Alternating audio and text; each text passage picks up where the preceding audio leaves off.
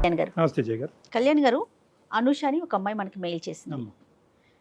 ఇంతవరకు మన అందమైన జీవితం కార్యక్రమంలో ఇలాంటి మెయిల్ని నేను చూడలేదండి.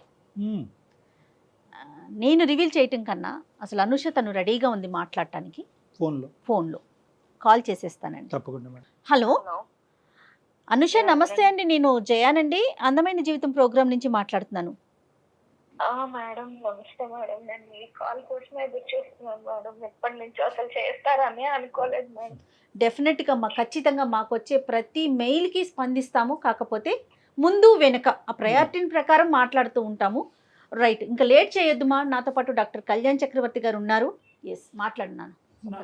అనుష నమస్తే అమ్మా. నమస్తే సార్. ఎవరిది సమస్య? మీరే ఎట్లా నా పాపని నన్ను కలపాలి సార్. మా ఆయన కూడా నాకు కావాలి సార్. అంటే పాపని అడిగిన తర్వాత భర్తను అడుగుతున్నావు ఏంటమ్మా? నీ పెళ్ళి అయ్యి ఎంతకాలం అయింది? నీకు ఎంతమంది పిల్లలు? మీ వారు ఎక్కడున్నారు? చిన్నప్పుడు 8 years ఉండగానే నాకు మా ఫాదర్ ఎక్స్పైర్ అయ్యారు సార్. అప్పటి నుంచి మా మమ్మీయే చాలా కష్టపడి నన్ను ఎక్కడెక్కడో పని చేసి చాలా కష్టపడి నన్ను డిగ్రీ వరకు చదివించారు సార్.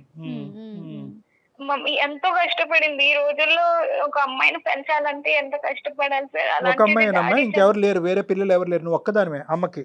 ఒక్కదాన్నే సార్. నేను కష్టపడి పెంచింది. నువ్వు ఎంతవరకు చదువుకున్నావా? డిగ్రీ చదివావా ఏంటి? డిగ్రీ వరకు చదివించింది సార్. నన్ను తండ్రి లేరు అనే లోటు లేకుండానే నన్ను పెంచింది సార్. తల్లి దైవంతో సమానం. వెనకాల ఏమైనా ఆస్తిపాస్తులు కానీ సొంత ఇల్లు అట్లా ఏమన్నా ఉన్నాయమ్మా? ఫైనాన్షియల్ ఒక హౌస్ అనేది ఉంది మేడం. డాడీ అలాగా చేసిన దాంట్లో, ఆయన సంపాదించిన దాంట్లో ఒక హౌస్ అనేది మటుకు ఉంది మనకు. అయితే మా ఫాదర్ చనిపోయాక తను వేరే పెళ్లి కూడా చేసుకోలేదు మేడం. ఇప్పుడు ఏమైందంటే తను నన్ను బాగా నాకు ఒక మంచి సంబంధం చూసింది, పెళ్లి చేసింది. ఒక 1.5 years అయింది మేడం నాకు పెళ్లి చేసి. నాకు ఇప్పుడు ఒక 8 months పాప కూడా ఉంది మేడం. అయితే సార్ మమ్మీ నన్ను పెళ్లి చేసింది, చాలా గ్రాండ్ గా చేసింది. మంచిగా నేను పెళ్లి చేసుకుని వచ్చేసినాక ఏంటంటే తను రీసెంట్ గా ఒక 6 months దగ్గర పెళ్లి చేసుకుంది మేడం. తను కూడా ఒక రోజు వచ్చి ఇట్లాగా ఇన్విటేషన్ అది మాకు ఇచ్చి ఇట్లా నేను పెళ్లి చేసుకుందాం అనుకుంటున్నానమ్మా అని చెప్పేసి అన్నారు.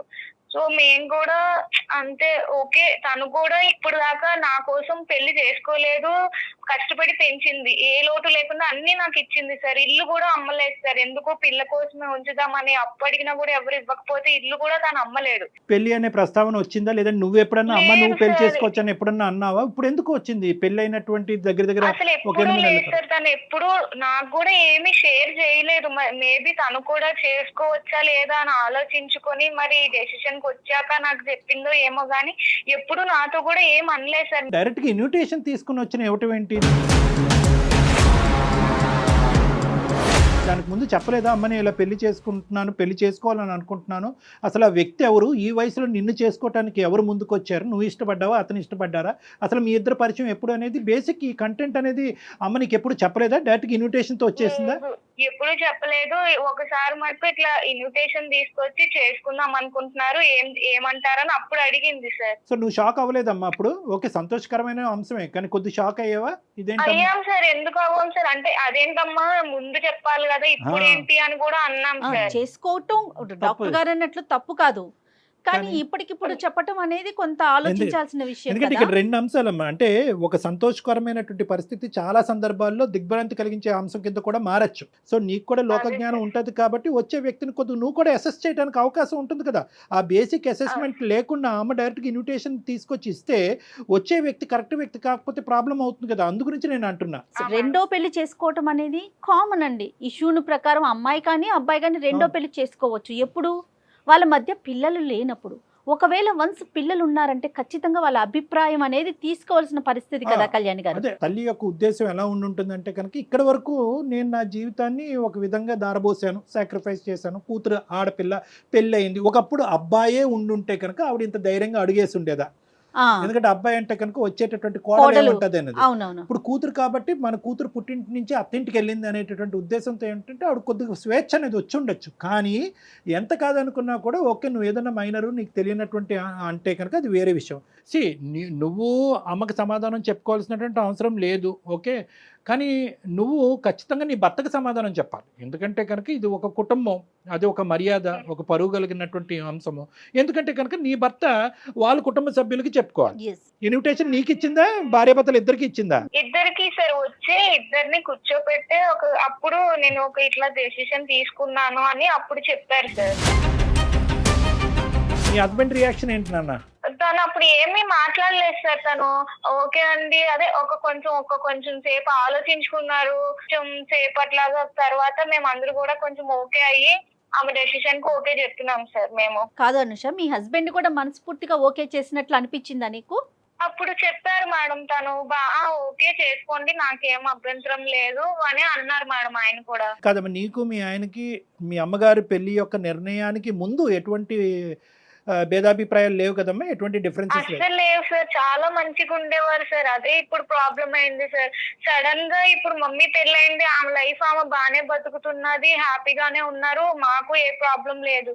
పెళ్ళైన కొన్ని రోజుల తర్వాత నుంచి మొదలు పెట్టారు సార్ ఈయన.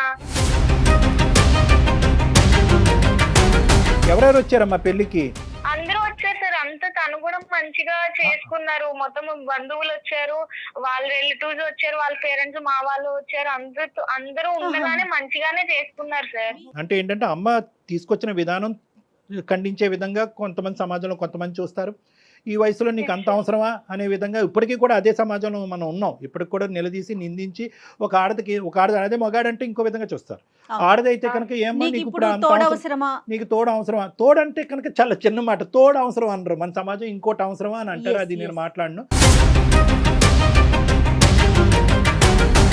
అటువంటి సమాజంలో ఇటువైపు నీ వైపు వాళ్ళు, అమ్మ వైపు వాళ్ళు, ఎటొచ్చి లేనటువంటి వాళ్ళు ఎవరైనా ఉండుంటే కనుక బహుశా మీ చనిపోయినటువంటి మీ నాన్నగారి తరపున వాళ్ళు లేనటువంటి వాళ్ళు అయి ఉంటారు. మిగతా వాళ్ళందరూ కూడా తలాడించి ఎవరు ఖండించకుండా వేలెత్తి చూపెట్టకుండా ముందుకు వచ్చారు అంటే కనుక చాలా గర్వకారణం, చాలా సంతోషకరమైనటువంటి. ఇక్కడ ఎవరన్నా హర్షించాలి అంటే కనుక ముఖ్యంగా మీ హస్బెండ్ని, మీ హస్బెండ్ తరపు వాళ్ళని హర్షించాలమ్మా. పెళ్ళైన కొన్ని రోజుల నుంచే నాకు టార్చర్ మొదలు చేశారు మేడం. మీ మమ్మీ అలా చేసుకుంటది, ముందు చెప్పలేదు, ఇంకా అన్ని పాతవన్నీ తవ్వుకుంటూ వస్తున్నాడు మేడం తను రోజుకో రకంగా. అదేంటమ్మా ఎలా మారిపోయాడమ్మా?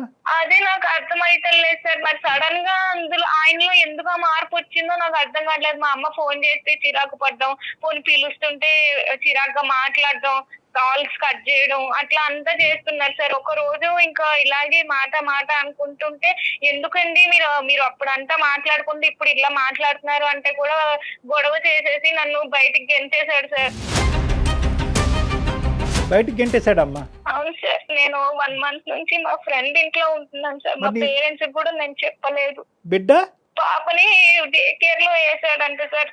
సరే 2-3 రోజుల్లో మళ్ళీ పిలుస్తారులే, కోపంలో ఉన్నారు కదా అని నేను అనుకున్నాను సార్. చంటి బిడ్డని అతను సరే డే కేర్ లో పెడతాడు, ఎక్కడ పెడతాడు కాదు, తల్లిని బిడ్డని దూరం చేయవలసిన అవసరం ఏముంది? అంత కర్కోటకమైన మనస్తత్వం కేవలం మీ అమ్మగారి పెళ్ళే దీనికి కారణమా, ఇంకేమైనా ఉందా?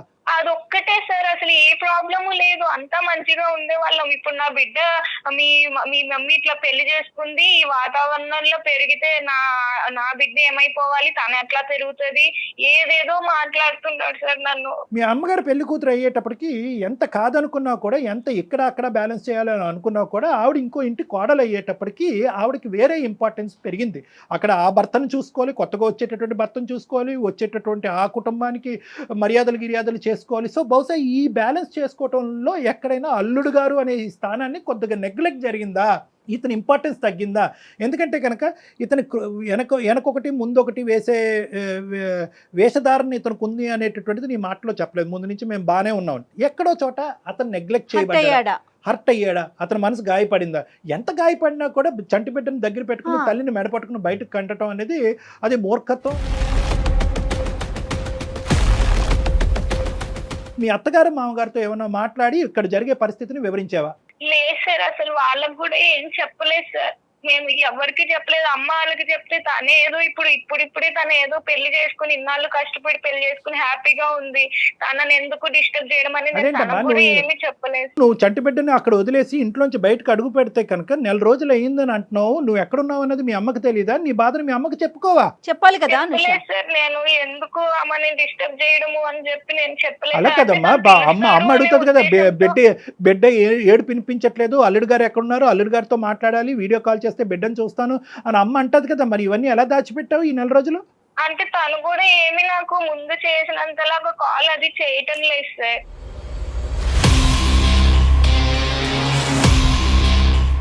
బిడ్డ పాలు తాగుతుందమ్మా? తాగుతారు సార్. నేను డే కేర్ కి వెళ్ళినా కూడా నా ముందే ఏడుస్తూ ఉన్నా కూడా వాళ్ళు నన్ను అలౌ చేయలేదు సార్, ఈ డే కేర్ వాళ్ళు కూడాను.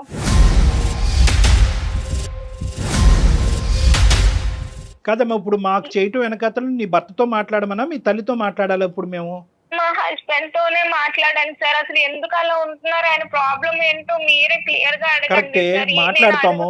మీ భర్త యొక్క పాత్ర చాలా సందిగ్ధమైనటువంటి పాత్ర, చాలా క్లిష్టమైనటువంటి పాత్ర. ఎందుకంటే కనుక మామగారు పెళ్ళప్పుడు కాలు కడగాలి, కానీ పెళ్ళైన తర్వాత మామగారు వచ్చారు ఇతనికి. ఏం పేరమ్మా అతనిది? భాస్కర్ సార్. కలపండి ఫోను. ఇక్కడ మానవత్వం అనే ఒక అంశం. ఇక్కడ ఏంటంటే బిడ్డ, తల్లి, సొంత బిడ్డ. ఇప్పుడు ఈవిడ పాలు ఇవ్వకపోతే ఈవిడ ఎంత బాధపడుతుందో, తండ్రిగా తల్లి పాలు ఆ బిడ్డ తాగలేకపోతుందని చెప్పాడు. దానికి అత్తగారి పెళ్లికి సంబంధం ఏంటి? హలో చెప్పు. చెప్పేది ఏంటండి, నన్ను ఎప్పుడు ఇంటికి రాస్తారు? కాదు, నీకు ఎన్నిసార్లు చెప్పిన అర్థమైతే లేదా? ఫోన్ చేయొద్దు అని చెప్పిందా నీకు? ఎందుకు చేస్తున్నావు మాట్లాడి? నాకొస్తేముందండి, మా అమ్మ పెళ్లి చేసుకుని వెళ్ళిపోయి ఆమె హ్యాపీగానే ఉంది కదా, మన జీవితం ఎందుకండి? అట్లని కాదు. ఇప్పుడు నేను నీకు చెప్పింది ఏంది, నాకు నువ్వు వద్దు, నాకు నువ్వు అవసరం లేదు, నాకు పాప ముఖ్యం, పాపని నేను చూసుకుంటున్నా, నువ్వు అవసరం లేదు. నీ జీవితం నువ్వు బతుకు, మీ అమ్మ జీవితం మీ అమ్మ బతికినప్పుడు నీ జీవితం నువ్వు బతకడానికి ఏంది?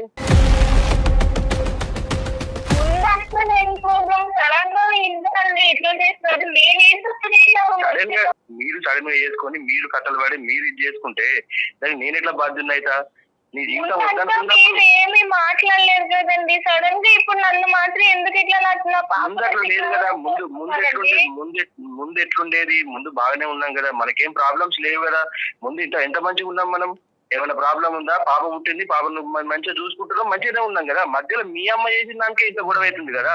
ఇది నీకు ఎందుకు అర్థమైతలేదు? మరి ఎందుకు మాట్లాడలేదండి ఈ ముక్కలన్నీ? మీరు మీకు అప్పుడు నిజంగా మీ మనసులో అదే ఉంటే అప్పుడే చెప్పుండే కదా. అవును, పెళ్లి చేసుకున్నప్పుడు ఇంత విపరీతంగా అయిద్దని ఎవరు అనుకోలేదు.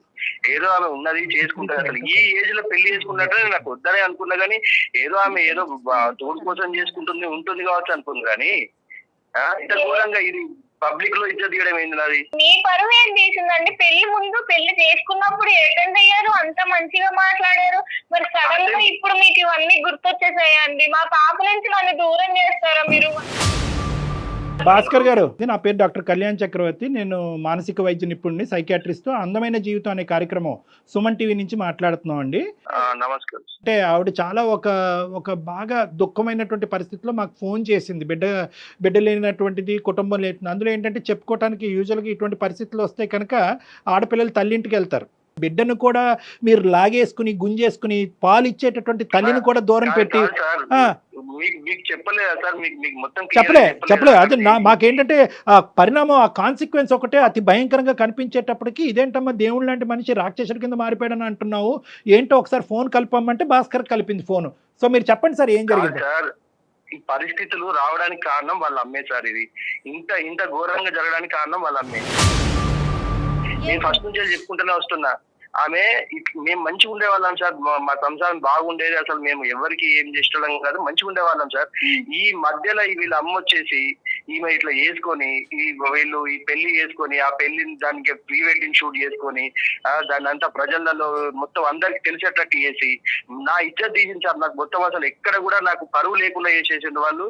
నేను ఆఫీస్కి వెళ్తే ఆఫీస్ లో కూడా వాళ్ళ నన్ను అదే అడుగుడు, మీ అత్త ఈ ఏజ్ లో పెళ్లి చేసుకోవడమేంద్రా, మీ మామ కొత్త మామ ఎట్లుండాలి, ఇట్లా అడుగుతుంటే నాకు ఎంత బాధ ఉంటుంది సార్. మీ దగ్గరకు వచ్చింది, ఇది కూడా పెద్ద ఇప్పుడు ఇష్యూ సార్. ఇప్పుడు మీ దగ్గరకు వచ్చి టీవీలలో పెట్టి అక్కడ పెట్టి ఇక్కడ పెట్టి భాస్కర్ గారు, అందమైన జీవితం జయాన్ని మాట్లాడుతున్నానండి. మీరు ఎక్కడా కూడా కనిపించరు, మీ వివరాలు ఎక్కడా చూపించమండి. జస్ట్ ఫోన్ కాల్ లో మాత్రమే మీరు ఉంటారు. తనకి ఏం చెయ్యాలో తెలియక పాలుపోక మాకు కాల్ చేసింది. నేను చాలా మానసిక క్షోభ అనుభవిస్తున్నాను. అయ్యో మాకు అర్థమవుతోందండి, మీ బాధ అర్థమవుతోంది. ఏమండి భాస్కర్ గారు ఒకటే, భాస్కర్ గారు అస్సలు సమస్య లేదు. 2.5 సంవత్సరాలు బట్టి 1 సైడెడ్ ఎక్కడా కూడా మేము లేదు. రాసిస్తా కావాలంటే ఎప్పుడు కూడా 2 సైడెడ్, కావాలంటే 3 సైడెడ్, లేదంటే 4 సైడెడ్, కానీ ఎప్పుడు 1 సైడెడ్ కాదు సార్. న్యాయ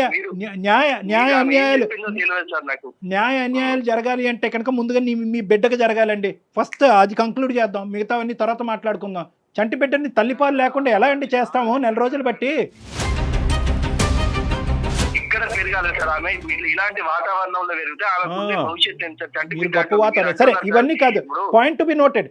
మీరు ఆవిడ వచ్చినటువంటి విధానం పద్ధతి కరెక్ట్ కాదు, దాన్ని మేమే ఖండిస్తున్నాం. ముందు చెప్పకుండా ఏదో గుడికి వెళ్తున్నాను అన్నట్టుగా పెళ్లి చేసుకుంటున్నానని చెప్పి ఇన్విటేషన్ ఇవ్వటం అనేది ఆశ్చర్యం కలిగేటటువంటి అంశం.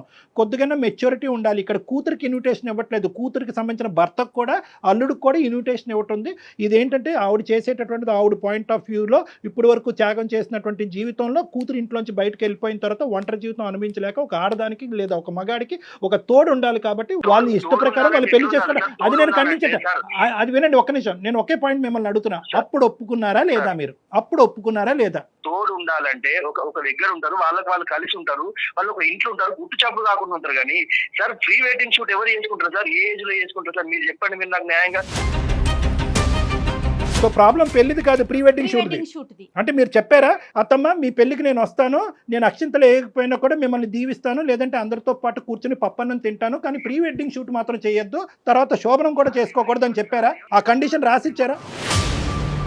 సార్ మా అత్త కాదు సార్, మా అమ్మలాగా భావించడానికి, అమ్మలాగా భావించి ఆమె తెచ్చుకొని చేసుకుంటే ఆమె చేసిన పనికి నాకు అసలు ఎక్కడ తలెత్తుకోకుండా చేసింది సార్ ఆమె. సో మీ లెక్క ప్రకారం ఏంటంటే పెళ్లి అనేటటువంటి దానికి మీకు అభ్యంతరం లేదు, కానీ పెళ్లి అనేటటువంటిది గుట్టు చప్పుడు కాకుండా మూడో కంటికి తెలియకుండా చేసుకోవాలి అని అంటారు మీరు, అంతేనా? అంతే కదా సార్, అంతే. ఇప్పుడు పెళ్లి అనేది గుట్టు చప్పుడు కాకుండా చేసుకోవాలి. ఈ ఏజ్ లో చేసుకుంటున్నప్పుడు మరి ఎవరున్నారు ఇట్లేదు వాళ్ళ భార్య చేసుకోవడానికి ఇదేమి తప్పుడు రిలేషన్ కాదు కదా సార్. ఆమె మీద ఆమె కూతురు జీవితం కూడా ఆధారపడింది మేడం. అది ఎందుకు ఆలోచించట్లేదు ఆమె? రైట్ భాస్కర్ గారు మీ మాటను బట్టి నాకు అర్థమైంది చెప్తాను.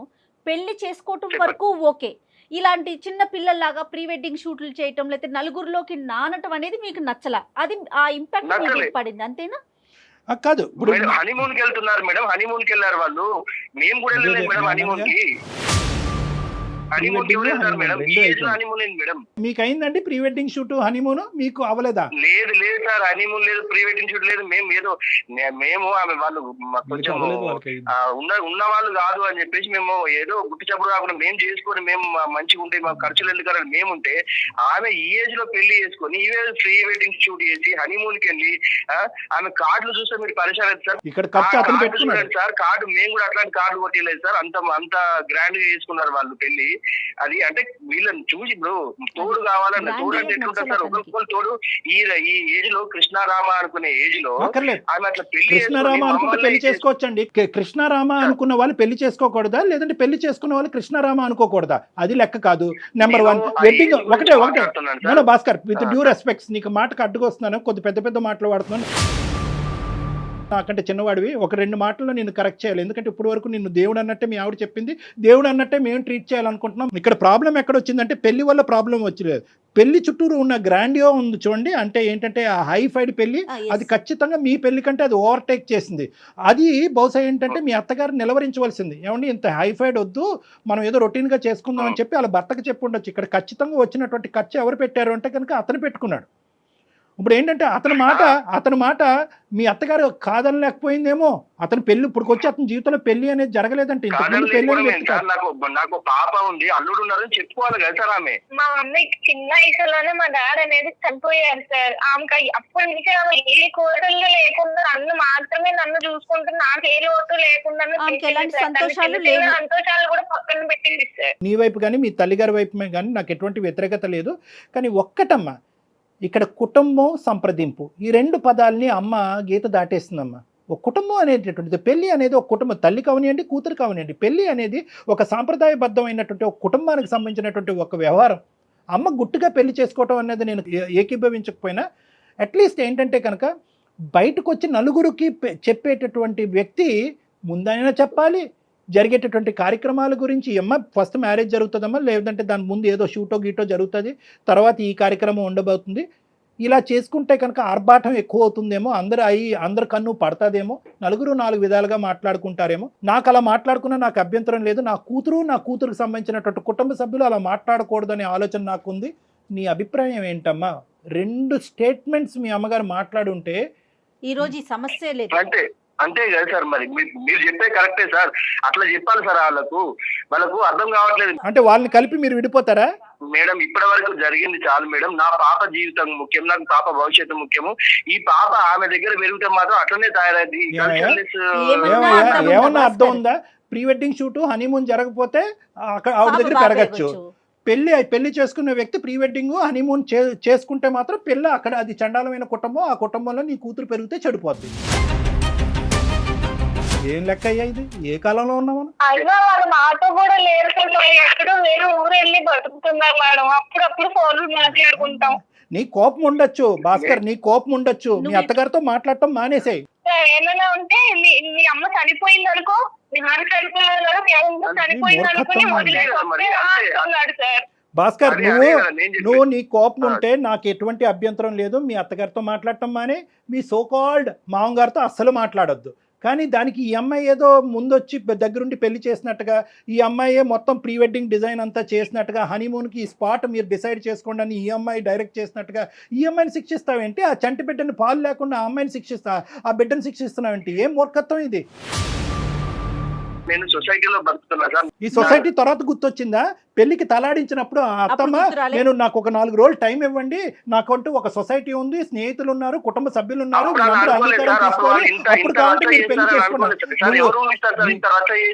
జీవితాన్ని ఇంత నాశనం చేస్తారని. నువ్వు ఇన్విటేషన్ తీసుకున్నావా లేదా? పెళ్లికి వెళ్ళావా లేదా? పెళ్లిలో భోజనం చేసావా లేదా? వచ్చేటటువంటి వాళ్ళందరినీ రిసీవ్ చేసుకున్నావా లేదా? ఏదో తోడు కోసం చేసుకుంటారు అనుకున్నా కానీ మేము మమ్మల్ని నాశనం చేయడానికి చేసుకుంటారు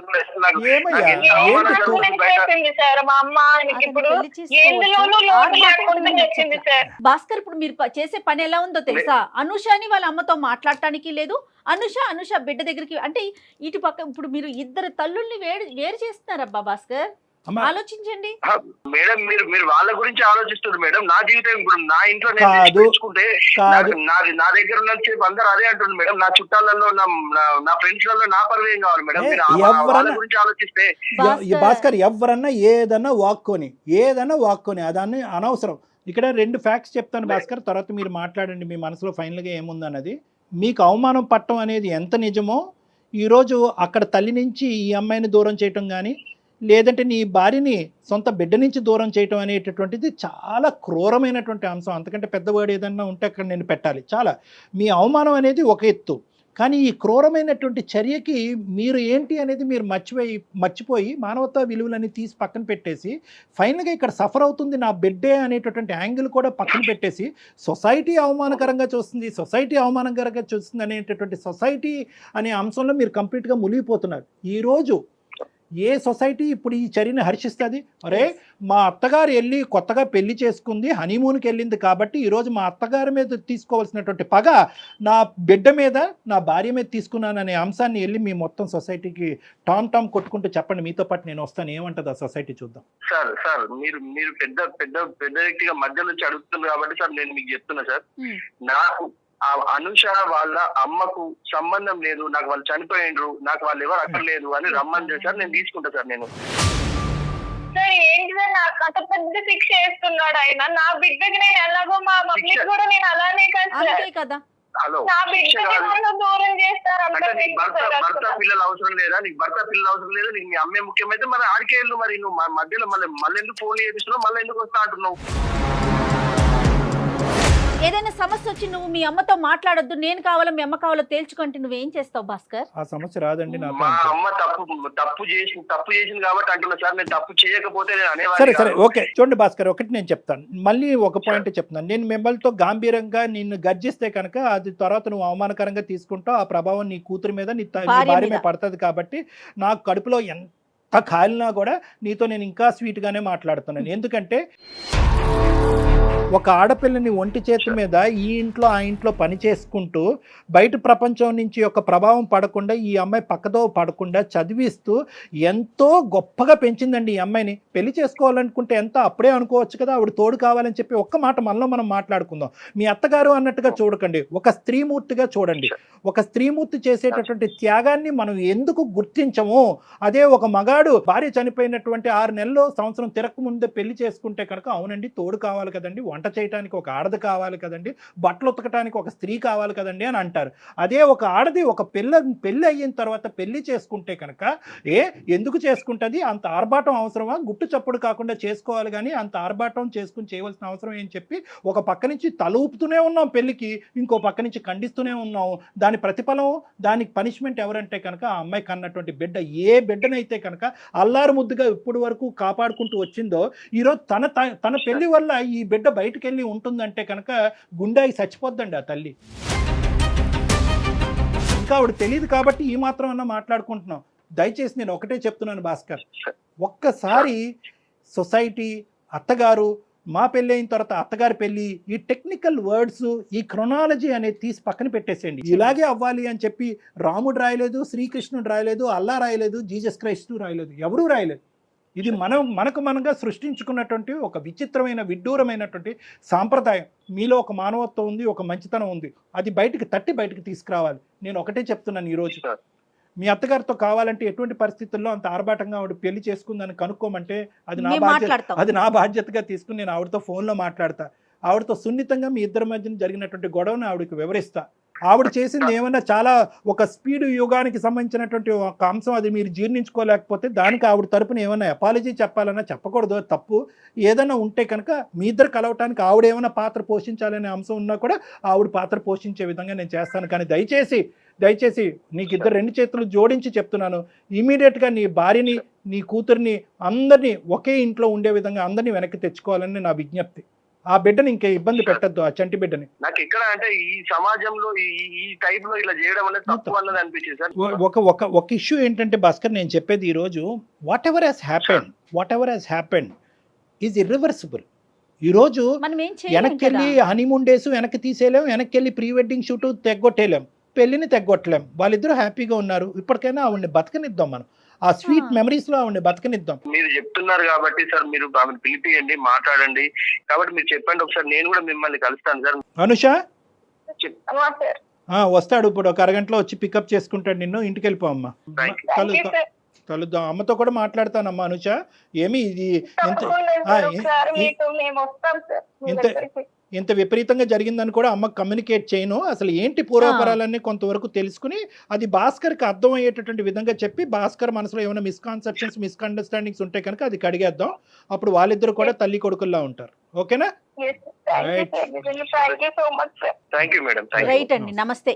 పెళ్లి అనేటటువంటి అంశం చేసుకుంటున్నారా వద్దా అనేది ఒక్కటే భాస్కర్ చేతిలో కానీ, అనుష చేతిలో కానీ, సొసైటీ చేతుల్లో కానీ ఉంటుంది. ఒకప్పుడు ఈ ప్రీ వెడ్డింగ్ షూట్స్ ఇంత ఆర్భాటం ఎందుకని చెప్పి ముందే ప్రొక్లెయిమ్ చేయాలి. ఇదంతా ఎందుకు? ఇన్విటేషన్ ఇచ్చినప్పుడే అమ్మ ఇది చాలా సీక్రెట్గా ఏదైనా గుడిలో చేసుకుందాం, ఒక 10 మంది అటు ఇటుని పిలుద్దాం, పప్పన్నం పెడదాం, చాలమ్మా దీని పెద్ద ఆర్భాటం చెప్పుంటే సరిపోయి ఉండేది. ఎనీహౌ ఒకసారి వాళ్ళు వస్తారండి, భాస్కర్ వస్తాడు డెఫినెట్ గా, మీరు మాట్లాడండి. ఇంకేం ఉండదు మేడం, ఇంకేం ప్రాబ్లం ఉండదు. yes they are very happy, they will be very happy together. ఎందుకంటే భాస్కర్ లో కూడా ఎందుకో తెలియనటువంటి ఒక నెగిటివ్ యాంగిల్ వచ్చింది, కానీ వాస్తవానికి 99.9% ఆ అబ్బాయిది పాజిటివ్ యాంగిలే. ఎక్కడో ఇన్ఫ్లుయెన్స్ అయ్యాడు. ఆ ఇన్ఫ్లుయెన్స్ ఎఫెక్ట్, ఆ ఇన్ఫ్లుయెన్స్ మనం ఈ కౌన్సిలింగ్ ద్వారా కడిగేసాము.